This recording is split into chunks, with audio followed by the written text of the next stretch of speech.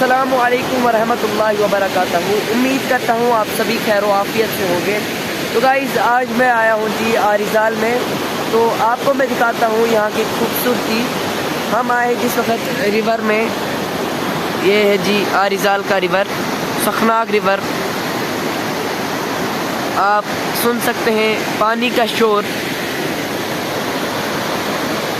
ये यहाँ से खूबसूरत पहाड़ और बादल, बहुत ज़बरदस्त मौसम भी इस वक्त। यहाँ से बैठने की जगह भी दी गई है, कोई आप यहाँ आ भी सकते हो और इस नेचुरल ब्यूटी का मज़ा भी उठा सकते हो, इंजॉय कर सकते हो आप यहाँ। बहुत मज़ा आता है। मैं आपको ज़रूर कहूँगा कि यहाँ आप आइए और बहुत सुकून है इस जगह में।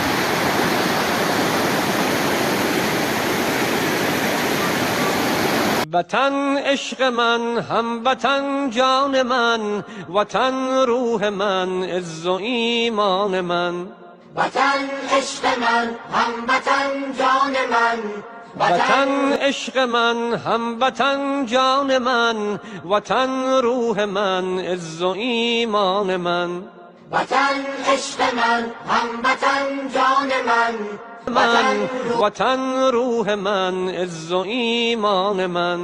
वतन इश्क मन, हम वतन जान मन।